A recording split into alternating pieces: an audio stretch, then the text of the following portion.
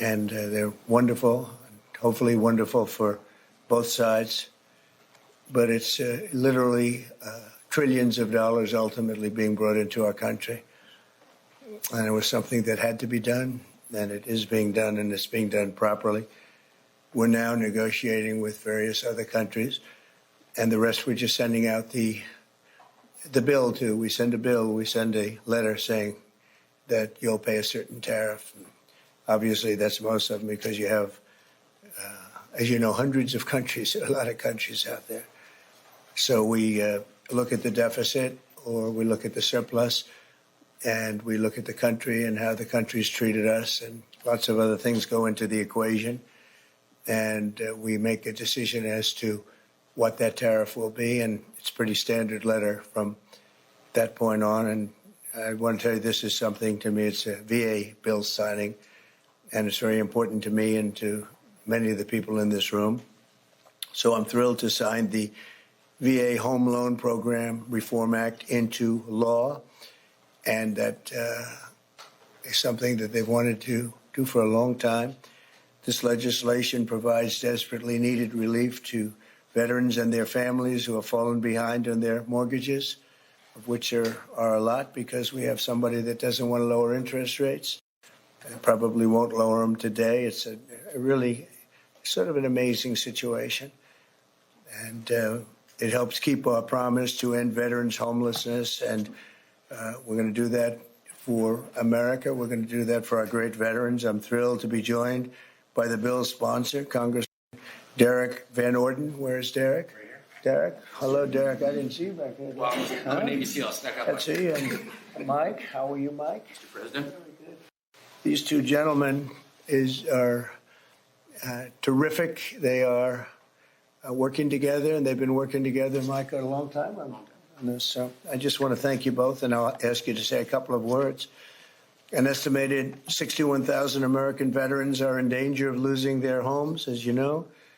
But thanks to this bill, the Department of Veterans Affairs will be empowered to pay loan holders the necessary amount to prevent foreclosures on our veterans, so our veterans won't be foreclosed and put out onto the streets. It's very important. This bill also creates a 5-year partial claim program that could benefit up to 3.7 million veterans. That's the kind of numbers you're talking about. It's big stuff. The costs of the program are fully offset and will add nothing at all to debt.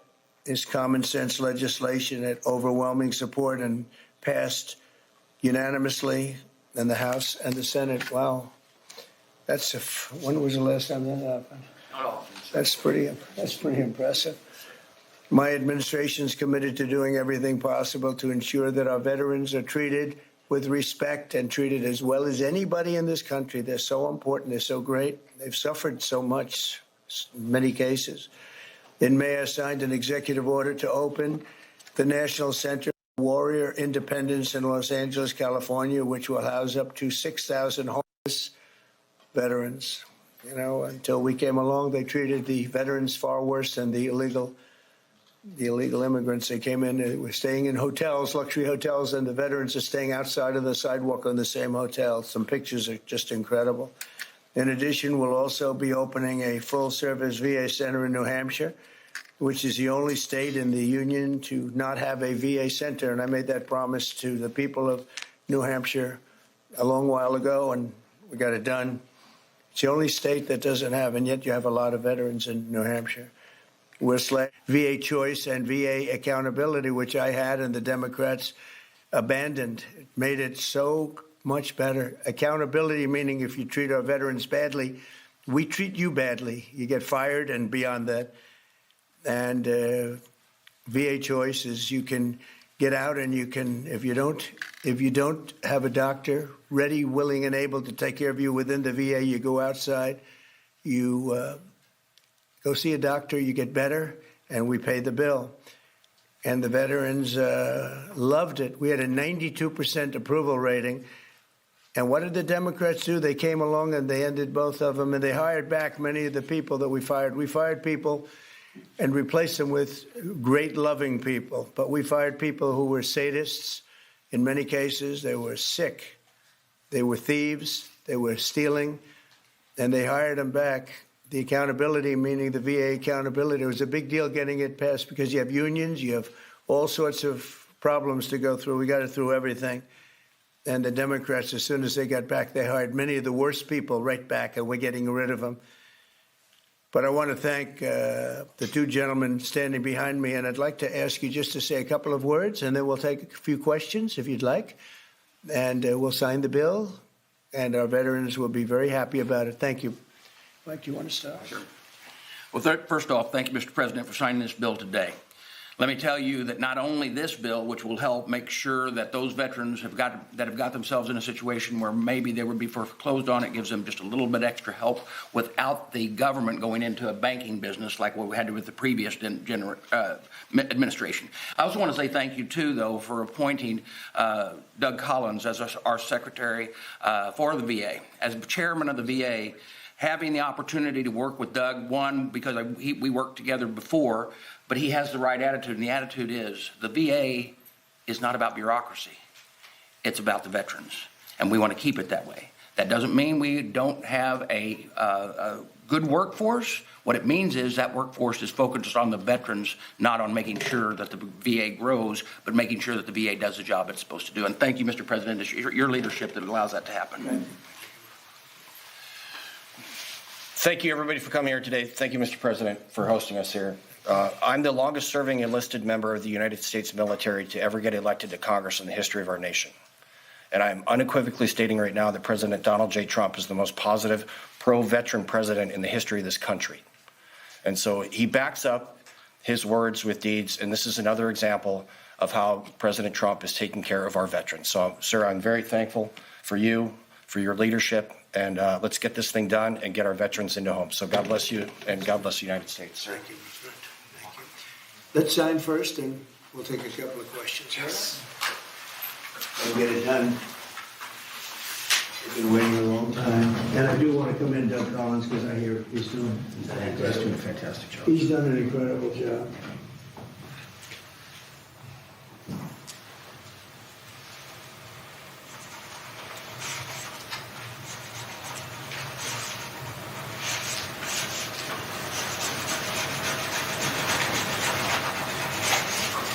Okay. That's a good one. That's a good one. No water pen?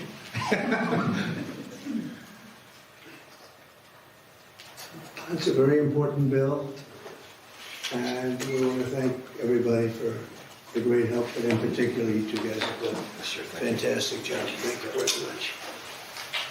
Okay, take a pen. Oh, I'll keep that one. Take a pen. Take another pen. And we'll take them and give them to the other people that help. Okay? Very well. Okay, questions? Mr. President, you said that higher interest rates are making it harder for veterans to refinance. In a stronger than expected GDP report this morning, what do you say to analysts who worry that lowering interest rates would actually lead to inflation? Well, if that happens, then we just raise them. What you do is you lower them, and let's see if there's inflation. Right now, there's no inflation. Everybody thought there would be. All we have is billions of dollars of cash pouring into our country from other countries that took advantage of us for many, many years. You know, they were taken advantage of. We were like the stupid people that didn't know what they were doing. They took advantage of us. Other countries, friend and foe. And by the way, the friend was oftentimes much worse than the foe when it comes to trade. So if that happens, what you do is you raise your rates and you do what you have to do to stop inflation. But we're keeping the rates high, and it's hurting people from buying houses, and we don't want that. If for any reason that happened in a year or two, if there's some signs of inflation coming back, right now there's not. We have a great thing going. I think we're going to have the richest economy you've ever seen. We have money coming in that we've never even thought about at numbers that nobody's ever seen before. We have a deal with Japan where they're going to pay us $550 billion. We have a deal with Europe where they're doing $750 billion plus $400 billion plus $300 billion. And many other countries, it's likewise, you know, relatively, those are two big ones, but likewise. So we have a lot of money coming in, and we have no inflation, and we're very strong, and we should be lowering the rates. You know, each point that this gentleman keeps up costs us $365 billion a year. Think of that. 1 point, $365 billion. If you bring it down a point, we save 365. We should be the lowest interest rate, and we're not. We're 38, number 38, because of the Fed. It's all because of the Fed. He's done a bad job. Now, he's got a meeting today, but I call him too late. You know, he's always too late. Even if he does it today, probably won't. I hear they're going to do it in September, not today. For what reason? Nobody knows. But Europe, as you know, cut their rates 11 times in the last short period of time. But the good news is we're doing better than anybody anywhere in the world. Nobody's doing anything even close to us, even with the higher rates. The higher rates do affect housing, though, because people can't go out and get a loan or refinance their house. And it would be nice to have them be able to do that. That would be just another check of a box. That would be very important. Yeah, please. Mr. President, you mentioned today that India, in addition to its 25% tariff rate, would pay an additional penalty because of its support of Russia. What is that additional penalty? And are other countries facing the same threat? Well, we're negotiating right now, and it's also BRICS. You know, they have BRICS, which is basically a group of countries that are anti the United States, and India is a member of that, if you can believe it. It's an attack on the dollar, and we're not going to let anybody attack the dollar. So it's partially BRICS, and it's partially the trade, this trade situation. It's the deficit. We had a tremendous deficit. So, as you know, Prime Minister Modi is a friend of mine, but they don't do very much business in terms of business with us. They sell a lot to us, but we don't buy from them. You know why? Because the tariff is so high. They have one of the highest tariffs in the world. Now, they're willing to cut it very substantially, but we'll see what happens. We're talking to India now. We'll see what happens. It doesn't matter too much whether we have a deal or whether we charge them a certain tariff, but you'll know at the end of this week. August 1st is a very big day for this country because money is going to pour into the United States like we've never seen before. Yes, ma'am. Thank you, Mr. President. Senator Hawley introduced legislation that would ban members of Congress from owning or trading individual stocks. It extends to the president and the vice president. Are you in favor of that legislation? Well, I like it conceptually. I don't know about it, but I like it conceptually. And, you know, Nancy Pelosi became rich by having inside information. She made a fortune with her husband, and I think that's disgraceful. So in that sense, I'd like it, but I'd have to really see I study these things very carefully, and this just happened. So I'll take a look at it. But conceptually, I like it. And what I do think is Nancy Pelosi should be investigated because she has the highest return of anybody practically in the history of Wall Street, save a few.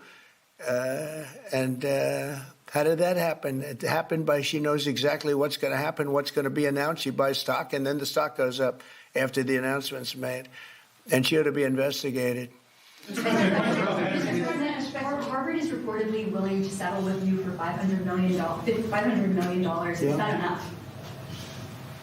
Well, it's a lot of money. It's a lot of money. We're negotiating with Harvard now. They would like to settle, so we'll see what happens. Mr.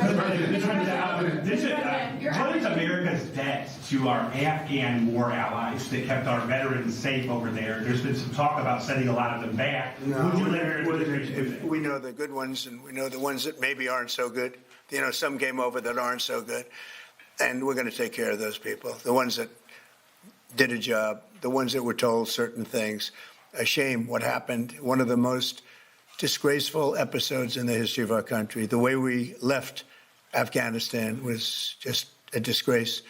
But I understand your question fully, and we'll take care of 90% of your question, okay? I know what you mean. Thank you very much. Mr. President, on the tariffs on India, are you still open to negotiate with India on the tariff front? Well, we're talking to them now. We'll see what happens. Again, India was the highest or just about the highest tariff nation in the world.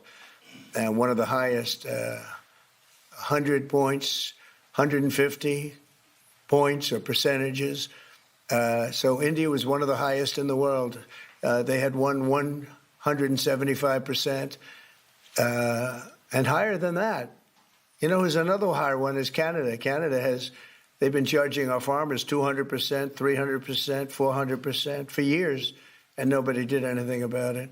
But India is one of the highest, so we're going to see. We're negotiating with India right now. Mr. President, Cash Patel reportedly found burn bags of Russiagate materials, and I'd love to get your thoughts on that. He said what? Burn bags of Russiagate materials that I don't the know FBI that. supposedly found. I don't know that. I don't know what you mean by that statement. Say it. Bags full of Russiagate Oh, documents. Bird Bag. I thought you said appointed a man named Bird Bag. Go ahead. You got to speak up. Thousands of documents in these bags, supposedly burn bags at the FBI in the secret room. Well, I want everything to be shown, you know, as long as it's fair and reasonable. I think it will be shown and it should be shown. And I think he feels that way, and I think Pam feels that way. But it's got to be, you know, it's got to be stuff that really doesn't hurt people unfairly, because you have so many people involved. And if they can do that in a fair way, I think it's great. I think it's really great. The whole thing is a scam. It's a scam set up by the Democrats, and they love talking about it. But I would like to see people exposed that might be bad, and we'll see how that all works out. But it's getting to be very old news. You know, if they had anything, they would have done it the week before the election, because they were losing by a lot. If they had anything, they would have done it. They controlled the file. The Democrats controlled it. Comey and all this, you know, sleazebags, every one of them that you read about all the time. And I guess they've got some problems now having to do with yet a different scandal, a very big one. But they control that file. So I would think that if they would have had something in the file, they would have released it about a week before the election, maybe 2 weeks, right, Brian? Go ahead. Mr. President, welcome home, by the way. Thank you very much. Good to see you. It was a great trip. It was an amazing trip. Look good. For the country. For me, it was okay, but for the country, it was an amazing trip. Go ahead. It was. Many parents are preparing to send their kids back to school in a few weeks. Now, this will be the first time they've gone back to school under the second administration for you. Now, the previous administration labeled a lot of parents domestic terrorists for showing up at school board meetings. What's your message to parents now as they return their kids to school, knowing that they have the support of you? Well, the beautiful thing is, as you know, we've gotten rid of the woke. Woke is gone, and I think pretty well buried. We're going to make sure it's buried. But the parents are now taking over the school boards. They're getting rid of these people that probably didn't like the children very much based on what they were doing. And it's a big difference. And, you know, one of the other things, and I keep watching these talking points that the Democrats have, they say, oh, prices are up. No, prices are way down. Fuel is down. Groceries are down. Things like eggs are way down. You know, when I came in my first week, the eggs had gone up like 4 or 5 times. Nobody had ever seen anything like it. And they were hitting me about eggs. I said, I just got here. It was one of my first news, maybe my first news conference. And we have eggs down now to a point where they were actually lower than even before. So I just want everyone to know prices are way down. And that's a big thing. Groceries, everything. If you look at fuel, $2.35 a gallon, a lot of that. But we actually had 4 states where it's down $1.99, $1.99 as opposed to $3.50, $4. And it went up a lot higher than that. They got rid of my policy, and then it went through the roof. And then they brought my policy back, but it was too late. They blew it. We had the highest inflation in the history of our country, and now we have no inflation. We have nothing but cash coming in. The world respects us again. We're a really great, proud country. And I say it, I'll say it again, many, many leaders of other countries, I'm dealing with a lot of them today on their tariff situation. They owe us a lot of money.